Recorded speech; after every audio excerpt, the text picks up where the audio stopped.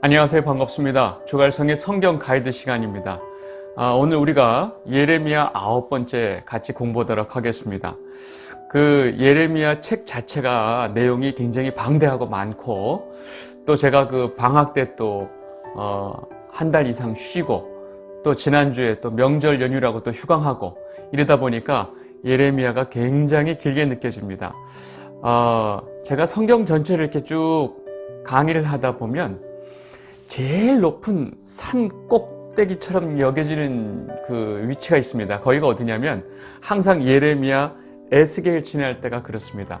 앞에까지는 잘 달려와요. 여기까지는 뭐 별 문제 없이 다 달려오다가 이 마지막 예레미야하고 에스겔을 지날 때 꼭 산을 넘는 기분이에요.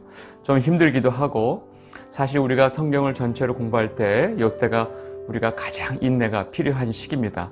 저와 여러분 모두에게 하나님께서 인내와 지혜를 주시기를 바랍니다. 우리 같이 내용을 보도록 하겠습니다. 우리 예레미야 1장서부터 25장까지는 하나님의 그 예레미야에게 주신 그 말씀을 그대로 선포하죠. 너희들의 죄가 이러이러하다. 그리고 너희들은 이러이러한 심판을 받을 것이다. 끊임없이 얘기를 하고 계시죠. 그 다양한 죄들에 대해서 쭉 설명을 했다고 하면, 우리 지난 시간서부터 봤던 26장서부터의 내용은 예레미야가 자신이 겪은 내용을 마치 자서전적인 어떤 그 입장에서 자서전적으로 서술을 하고 있는 내용입니다. 여러분, 예레미야는요, 요시야 왕 때서부터 23년 동안 하나님의 말씀을 계속 전했어요. 자신의 원래 직업은 제사장이었죠. 제사장으로 살았더라면 아무 문제 없이 아무 평탄하게 살았을 것입니다. 근데 하나님한테 이렇게 선지자로 부름을 받고 이 하나님이 알려주시는, 하나님이 전하는 말을 전하고 산 게 23년이 넘었어요.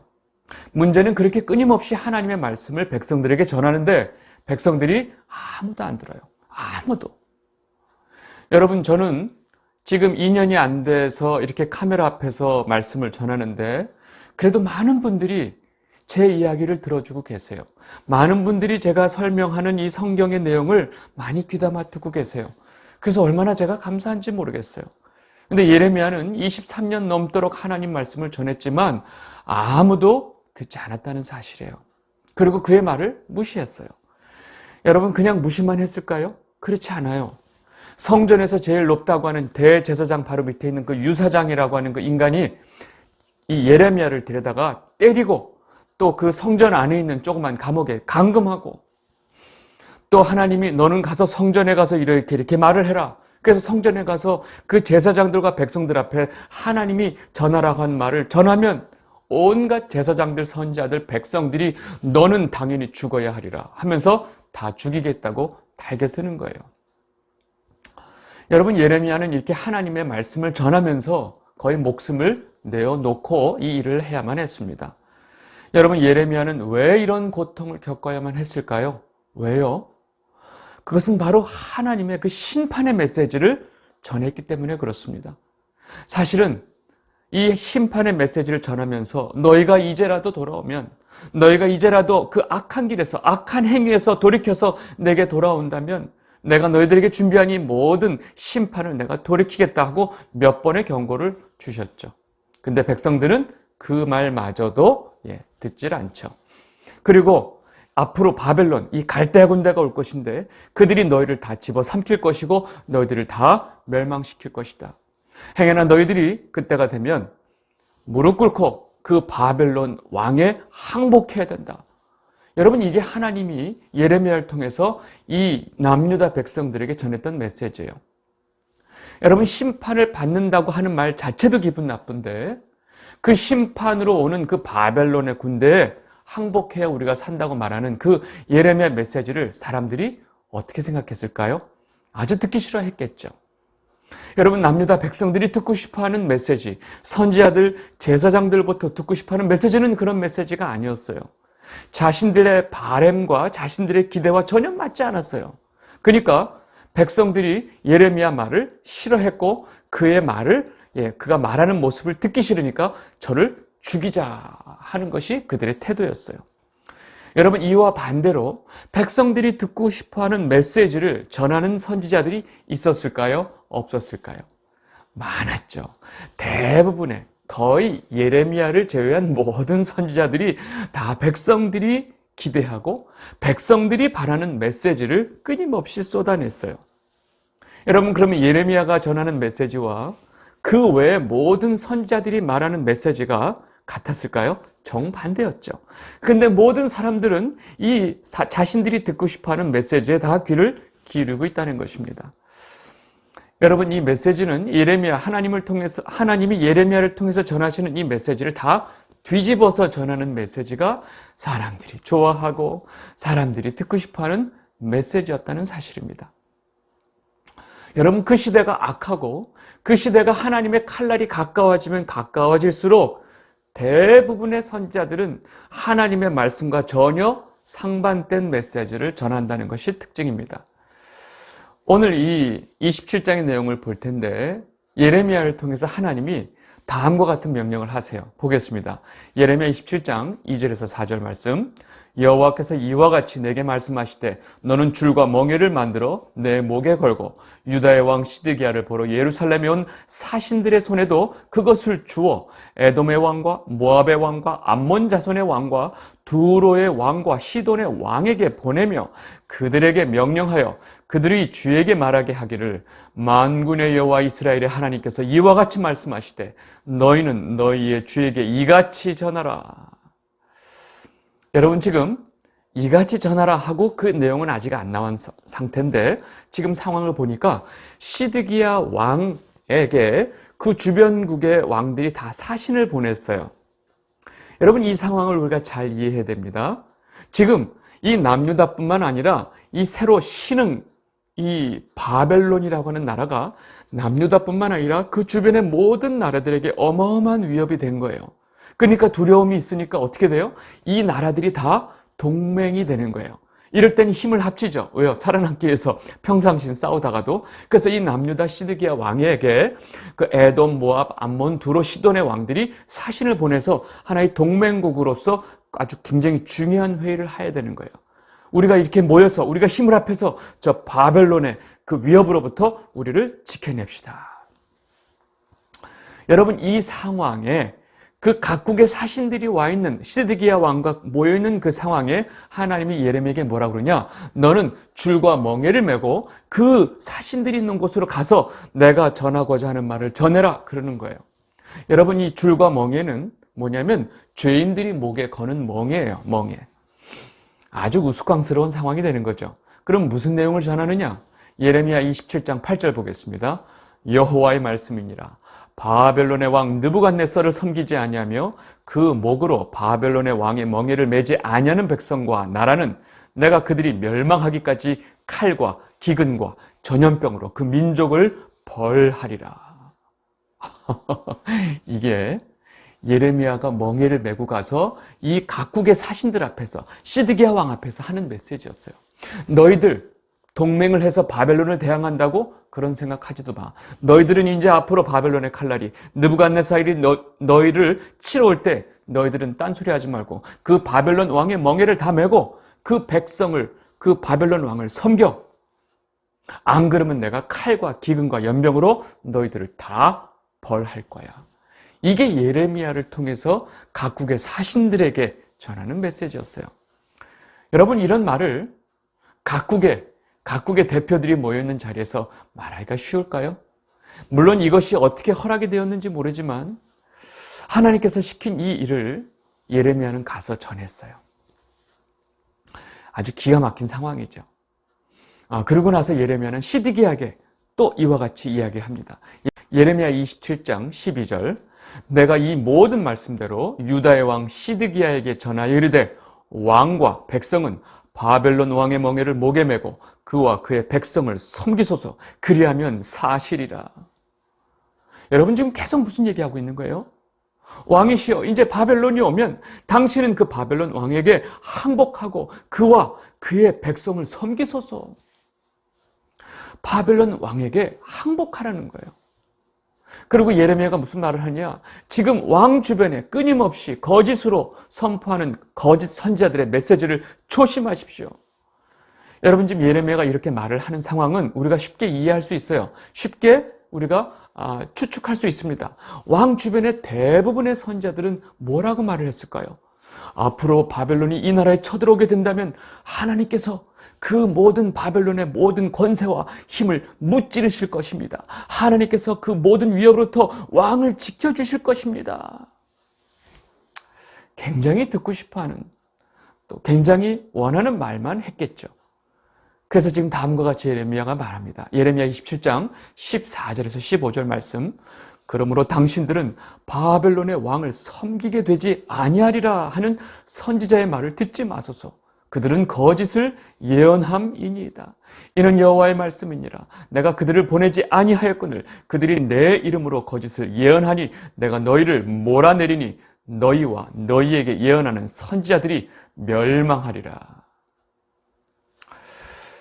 여러분, 이 이야기는 우리는 이렇게 쉽게 볼 수 있지만 막상 그 상황 속으로 들어가면 굉장히 심각한 이야기였어요. 당장 이 바벨론의 위협이 그 남유다와 그 주변 모든 국가들에게 어마어마한 위협이 되고 있었어요. 그리고 이 신흥, 이 제국인 이 바벨론의 권세가 어마어마하게 커지고 있다는 것을 다 느끼면서 두려움을 떨고 있는데, 그러니까 이제 바벨론이 쳐들어올 것을 알고 있고 이미 2번이나 쳐들어왔잖아요. 이 와중에 예레미야는 하나님께서 당장 바벨론에 군대가 오면 항복하라고 얘기하고 있고, 다른 모든 선지자들은 절대 그런 일은 일어나지 않습니다. 하나님께서 지켜주실 것입니다. 얘기하고 있는데 이게 쉽지가 않은 상황이죠. 여러분, 예레미야는요, 처음서부터 이 갈대아 군대, 바벨론이 쳐들어온다고 몇십 년 동안 얘기했어요. 그리고 항상 똑같은 얘기를 했어요. 그런데 이미 지금 남유다에 2번이나 바벨론이 쳐들어왔어요. 그래서 이 여호야긴 왕을 붙잡아 가고 그의 삼촌 마따디아를 세워서 시드기야로 이름 바꿔준 거예요. 그럼 자기 스스로가 이 2번이나 바벨론이 와서 이 남유다를 침범했다는 사실을 알고 있고 자기를 왕으로 세운 것도 바벨론 느부갓네살 왕이었어요. 여러분, 이 정도 현실이 되면 예레미야의 말을 들어야 하는 거 아닌가요? 그런데 사실상 막상 왕이 된 시드기야는 자기를 바벨론의 왕 그 느부갓네살이 세웠음에도 불구하고 자기가 왕, 이 남유다의 왕이 되었는데 다른 나라 왕에게 항복하고 복종하라는 것은 사실은 굉장히 치욕이고 모욕이 될 수 있다는 사실입니다. 그러니까 지금 예레미야가 요구하는 것은 한 나라의 주권자로서, 왕으로서 엄청난 치욕스러운 요구를 하고 있다는 것입니다. 그런데 우리가 얼핏 보면 그렇지만 좀 자세히 볼 필요가 있어요. 잘 보세요. 이 상황을 좀 객관적으로 볼 필요가 있어요. 여러분, 예레미야를 통해서 말씀하시는 내용이 이 바벨론과 그의 모든 남유다 백성이 바벨론 왕과 그의 백성에게 항복하고 그에게 순종하라고 지금 이야기하고 있죠. 이게 하나님 말씀이라고 지금 예레미야가 말하고 있죠. 너무나 치욕스러운 메시지예요. 이것은 도저히 받아들일 수 없어요. 기본적인 자존심을 가지고 있는 나라라면 받아들이기 쉽지 않아요. 그런데 더 중요한 사실은 이 남유다 하나님의 백성들은요, 자신들이 그 예전서부터 하나님으로부터 율법을 받은 아주 특별한 백성이었어요. 그런데 이 하나님의 백성인 남유다가 그 하나님으로부터 받은 율법도 다 버리고 심지어 하나님도 버리고 하나님이 그렇게 하지 말라고 한 온갖 이방신들을 다 끌어다가 음란하게 섬기고 이방 여인들을 아내로 삼고 자기 자식을 불에 지나게 하는 그 몰렉신을 섬기고, 여러분, 이런 음란하게 이방신을 섬기는 것 자체가 하나님의 백성으로서 얼마나 치욕스러운 일인지 이들이 몰랐다는 얘기인가요? 여러분, 하나님의 백성으로서 정말 치욕스러운 것은 이렇게 이방신을 갖다가 섬기는 것이 너무나 치욕스러운 일인데, 여러분, 이 일로 인해서 하나님이 얼마나 진노하고 계신데 이러한 치욕은 아랑곳 안 하고 합니다. 이렇게 치욕스럽고 더러운 음란한 일을, 그것도 하나님이 가장 진노하시게 하는 이런 일들은 한치의 망설임 없이, 치욕이 뭐예요? 못해서 안달인데 이렇게 이런 일을 끊임없이 해왔던 이 남유다 백성과 이 왕이 바벨론 왕 앞에 항복하라고 하는 하나님 명령 앞에서 한 나라의 왕으로서 그렇게 치욕스러운 일을 할 수 있을까라고 말을 하는 거예요. 여러분, 남의 집에 가서 사람을 죽이고 그 사람의 그런 보험을, 돈, 그것을 다 훔쳐가지고 도망다니는 그 강도가 길거리에서 누가 공짜로 밥을 주니까 내가 공짜를 먹어? 나 자존심 상해. 난 공짜밥 안 먹어. 하는 거와 지금 뭐가 달라요?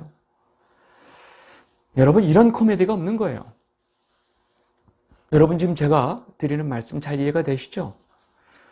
여러분, 더 놀라운 것은 지금 이 땅에서, 이 한국 땅에서 이러한 일이 그대로 일어나고 있다는 거예요. 여러분, 얼마 전에 정부가 방역 지침으로 모든 교회를 비대면 예배로 드려라. 그리고 모든 모임 다 금지시켰어요. 기가 막힌 일이죠. 그랬더니 이 교계의 어떤 연합회의 이제 대표되는 그 목사님이 교회에 있어서 예배는 우리의 생명입니다. 왜 우리가 예배를 못 드리게 합니까? 아주 그 말을 하는 걸 보고 아주 신문에 막 나오더라고요. 왜 우리를 사업장 취급합니까? 저는 솔직히 말해서 그런 뉴스가 나오는 것을 보고 그냥 웃지 않을 수가 없었어요. 왜냐면 너무 코미디 같으니까요. 그리고 마치 이 와중에 우리는 정부가 어떤 행정적인 우리에게 조치를 취해도 우리는 예배를 드리겠습니다 라고 말하는 목사님들은 마치 아주 이 시대의 순교자 같은 느낌으로 이야기를 하는 모습을 보면서 참 마음이 답답했어요. 여러분, 그렇게 지금 목숨을 걸고 예배를 드려야 되겠다고 하는 많은 목사님들, 너무너무나 저는 박수를 쳐주고 싶은 마음입니다. 그런데 그 이전에 제가 좀 묻고 싶은 게 있어요. 이 한국교회가 그동안 하나님 앞에 지어온 죄에 대해서는 어떤 생각을 가지고 계신지 너무 궁금해요. 이 한국에 있는 모든 교회에 이 거짓 성령 운동이 완전히 전염병처럼 퍼져나갈 때 그 목사님들은 뭐하고 계셨는지 모르겠어요. 성령 하나님을 모독하는 행위가 여기저기서 펼쳐지고 있을 때, 예수 그리스도의 십자가 복음이 모욕당할 때 그 목사님들은 뭐하고 계셨는지 너무 궁금해요. 여러분, 우리가 하나님 믿으면 부자가 되고, 우리가 하나님 믿으면, 예수 믿으면 병이 낫고 하는 이 복음하고 아무 상관도 없는 이 번영신학이 온 나라에 그런 교회에 다 퍼져나가고 있을 때 그 목사님들은 뭐하고 계셨나 굉장히 궁금합니다. 여러분, 사실 제가 말하는 이 두 가지, 가짜 성령운동과 이 번영신학이 묘하게, 아주 특이하게 교회를 부흥시킵니다. 이걸로 부흥한 교회들이 너무 많아요. 그러니까 너나 없이 이 하나님의 성령 하나님을 모욕하고 이 예수 그리스도의 십자가 복음을 모욕하는 이 말도 안 되는 것들이 온 교회를 뒤덮고 있을 때 많은 목사님들이 그것을 아주 앞다투어서 자신의 교회에 끌어당겼죠. 왜요? 그분들은 오로지 교회가 커지고 교인들이 많아지는 것 외에는 다른 관심이 없었어요. 그런 잘못된 복음으로 인해서 교회가 망가지고 하나님이 모욕당한다는 사실에 대해서는 관심이 없었어요. 여러분, 그렇게 사람들이 끌어모아서 돈 벌고 싶고 부자 되고 싶고 병 낫고 싶은 사람들이 끌어모아져서 교회가 커지면 교회는 어마어마한 부를 누리게 됩니다. 여러분, 그 애지간히 좀 몇천 명 정도 되는 교회 목사님들은 정말로 어마어마한 그 대기업 총수보다도 더 사치와 권력을 누리는 삶을 사는 것을 저는 많이 봤어요. 목사님들의 활동 중에 골프는 이제 아주 예사로운 일이 됐어요. 언제서부터 기사둔 차를 타고 다니면서 골프 치러 다니는 목사님들이 너무 자연스러워졌어요. 아, 그러시군요, 목사님. 이 한국에, 서울에 있는 가장 비싼 호텔의 그 호텔, 그 VIP, 그 회원권을 가지고 있는 목사님들이 너무 많아요. 여러분, 그런 얘기는 유치해서 말하고 싶지도 않은데, 이것도 모자라서 이제 목사님들이 권력을 갖고 싶어 하니까 그 권력을 놓고 정말로 우리가 타협하지 말아야 될 예수 그리스도의 복음을 다 타협해서 타 종교와 손을 붙들고 우리는 하나라고 하면서 아주 외치고 아주 쇼를 하고 행사를 하고 아주 매스컴의 얼굴 드러내고 정신이 없었습니다. 여러분, 그렇게 몇천 명만 교회가 돼도 목사님들의 삶이 어마어마해지니까 한국에 있는 모든 신학교는요, 그렇게 사람 좀 끌어모아서 왕같이 살고 싶은 그 목사를 꿈꾸는 그 예비 목사들이, 목사가 되고 싶은 사람들이 신학교에 아주 미친 듯이 몰리기 시작했어요. 여러분들이 아는 조그만 신학대학원에 들어가기 위해서 4수, 5수, 6수, 7수까지 하는 것이 기본이 됐어요. 여러분, 제가 아주 몇 가지만 얘기하는 거예요. 여러분, 제가 제 자신이 잘나서 이런 얘기를 하는 게 아니고, 여러분, 우리가 이제까지 봤던 교회의 모습을 우리는 언제서부턴가 잊고 있어요. 여러분이 한국 교회가 그동안 몇십 년 동안 하나님 보시기에 구역질 나는 행동을 이제까지 하고 살았는데, 놀라운 건 이렇게 부흥한 교회 안에서 정말로 그 예수 그리스도의 십자가의 복음, 멸망하는 자들이 보기에 미련해 보이는 이 십자가의 복음을 얘기하면 다 듣기 싫어해요. 다 귀를 닫아요. 그런 것 하지 말라는 거예요. 죄 얘기하지 말라는 거예요. 지옥 얘기하지 말라는 거예요. 행복, 치유, 성공, 비전, 좋은 얘기하고 우리의 마음을 행복하게, 우리를 위로해달라는 거예요. 여러분, 예수 그리스도의 십자가의 복음을 듣기 싫어하는 사람들이 모여있는 그곳이 교회인가요? 여러분, 우리는 뭔가 심각한 착각 속에 있습니다. 제가 드리고 싶은 말씀은, 이러한 와중에 갑자기 예배를 못 드리게 하니까 예배는 우리의 생명입니다 하는 목사님들의 이야기가 너무 웃겨요. 우리를 사업장 취급하지 마십시오. 교회를 사업장 취급한 게 누구죠? 이제까지 교회를 사업적으로 느낀 사람들이 누구죠? 목사님들이 먼저 이 교회를 자기의 사업으로 보고 있지 않았나요? 그래서 외부에서 교회를 사업장 취급하니까 너무나 자존심 상해요? 기분 나빠요? 여러분, 본론으로 돌아가겠습니다. 네.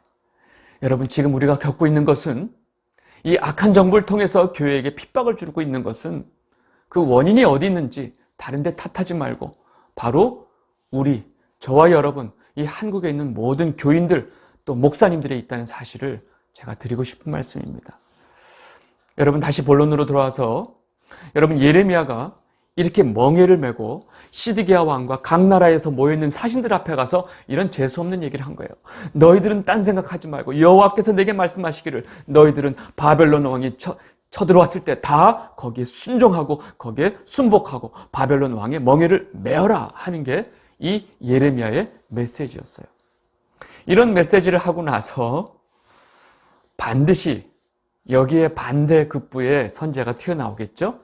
하나냐라고 하는 선지자가 튀어나와서 이런 말을 합니다. 예레미야 28장 2절에서 4절, 만군의 여호와 이스라엘의 하나님이 이같이 일러 말씀하시기를, 내가 바벨론의 왕의 멍에를 꺾었느니라. 내가 바벨론의 왕 느부갓네살이 이곳에서 빼앗아 바벨론으로 옮겨간 여호와의 성전 모든 기구를 2년 안에 다시 이곳으로 되돌려 오리라. 내가 또 유다의 왕 여호야김의 아들 여고니아와 바벨론으로 간 유다 모든 포로를 다시 이곳으로 돌아오게 하리니, 이는 내가 바벨론의 왕의 멍에를 꺾을 것임이라. 여호와의 말씀이니라 하니라. 와, 여러분, 너무 감동적 아니에요? 와, 얼마나 듣기 좋아요. 여호와의 말씀이 내가 바벨론의 왕의 멍에를 꺾었느니라. 2년 안에 그 바벨론으로 옮겨간 것들을 내가 다 돌아오게 하리라. 할렐루야죠. 여러분, 남유다 백성들을 그동안 괴롭혀온 바벨론을 하나님께서 꺾으신다고 하는 이 메시지가 얼마나 위로가 됐을까요? 얼마나 감동적이었을까요? 여러분, 이 하나님의 메시지를 예레미야와 모든 백성들이 같이 듣고 있었어요. 그러니까 이 말을 듣고 있던 예레미야가 뭐라고 했는지 아세요? 아멘 했어요. 아멘. 예레미야 28장 6절, 선지자 예레미야가 말하니라. 아멘. 여호와는 이같이 하옵소서. 여호와께서 내가 예언한 말대로 이루사 여호와의 성전 기구와 모든 포로를 바벨론에서 이곳으로 되돌려 오시기를 원하노라. 여러분, 예레미야가 그 하나냐, 그 거짓 선지자 하나냐의 그 말에 아멘을 했다니까요. 왜요? 나도 정말로 그걸 원해. 나도 하나님께서 저 바벨론의 멍리를 꺾고 바벨론으로 끌려간 모든 포로들과 바벨론으로 실려간 모든 성전기구들이 다시 돌아오기를 난 진심으로 바래. 내가 그걸 바라지 않겠어? 그런데 하나님께서 나에게 그런 말씀을 하신 적이 없어. 예레미야 28장 7절에서 8절 말씀입니다. 그러나 너는 내가 내 귀와 모든 백성의 귀에 이르는 이 말을 잘 들으라. 나와 너 이전의 선지자들이 예로부터 많은 땅들과 큰 나라들에 대하여 전쟁과 재앙과 전염병을 예언하였느니라. 하나님이 그런 말씀을 하신 적이 없다고 지금 이야기하고 있어요. 이 영상을 보고 계신 주갈성 성도 여러분, 만약에 여러분이 지금 이 상황에 이 남유다의 백성이라고 하고 이 하나냐의 메시지를 들으면 어떨까요? 누구의 말을 들을까요? 아마도 대부분의 사람들은 이 거짓 선지자 하나냐의 말을 듣고 박수를 치고 환호하고 할렐루야 역시 하나님이야 했을 거예요. 자신들의 죄에 대한 자각 없이 좋은 소식에만 환호하고 박수치는 이 백성들 모습을 우리가 쉽게 예상할 수 있습니다. 여러분, 이들은 자신들이 바라고 듣고 싶은 이야기에는 너무나 박수치고 환호해요. 여러분, 안 돼요. 우리는 우리가 원하고 바라는 메시지가 아니라 하나님으로부터 온 메시지를 우리가 들어야 한다는 거예요. 여러분, 이렇게 지 멋대로 사람들이 듣고 싶어하는 임의 메시지를 하나님의 이름을 빌려서 선포한 이 하나냐는 어떻게 됐을까요? 예레미야를 통해서 하나냐에게 이런 메시지가 선포가 됩니다. 예레미야 28장 15절에서 17절 말씀입니다. 선지자 예레미야가 선지자 하나냐에게 이르되 하나냐여 들으라. 여호와께서 너를 보내지 아니하셨거늘 내가 이 백성에게 거짓을 믿게 하는도다. 그러므로 여호와께서 이와 같이 말씀하시되 내가 너를 지면에서 제하리니 내가 여호와께 패역한 말을 하였음이라. 내가 금년에 죽으리라 하였느니라 하더니 선지자 하나냐가 그 해 7째 달에 죽었더라. 여러분, 지금 이 말씀을 자세히 보면 네 말에 많은 백성들이 네 말을 믿게 하였다 그래요. 여러분, 많은 백성들이 이 하나냐의 거짓 예언을 들은 거예요. 왜요? 자신들이 듣고 싶었던, 자신들이 원했던 메시지였거든요. 여러분, 성경을 보면 거짓 선지자에 대한 하나님의 심판을 말씀하실 때 항상 거짓 선지자와 그의 말을 따르던 자들을 동시에 심판하신다고 계속 말씀하고 계세요. 여러분, 여호와의 이름으로 하나님의 이름을 팔아서 그럴싸하게 선포된 그 말들을 또 하나님께서 뭐라 그러냐? 여호와께 패역한 말이라고 지금 하나님이 스스로 말씀하고 계세요. 여호와께 패역한 말, 하나님에게 받지도 아니한 말을, 사람들이 듣고 싶어하는 말을 하나님으로부터 받았다라고 말하면서 하는 말들을 여호와께 패역한 말이라고 좀 표현하고 있습니다. 놀라운 사실은 지금 이 순간 이 땅, 한국 땅에서 이 여호와께 패역한 말들이 넘쳐나고 있다는 사실입니다. 이 영상을 보고 계신 주갈성 성도 여러분, 정말로 꼭 부탁드리고 싶은 게 있습니다. 여러분, 모든 상황 속에서 항상 하나님 말씀 앞에서 인내하시고 겸손하시고 하나님의 뜻을 구하는 여러분이 되시기를 바랍니다. 하나님 말씀을 통해서 하나님의 뜻을 찾는 여러분이 되시기를 바랍니다. 이상한 환상을 봤다, 꿈을 봤다, 여러분 이런 거 하지 마세요. 그리고 내 뜻, 내가 원하는 것, 내가 바라는 뜻을 하나님께 구하는 것이 아니라 내 뜻과 내 마음과 내 바람과 상관없이 순수한 말씀을 통해서 하나님의 뜻을 구하는 여러분이 되시길 바랍니다. 여러분, 이것이 우리가 진정 살 길이기 때문에 그렇습니다. 여러분, 오늘 말씀은 여기까지 하도록 하겠습니다. 감사합니다.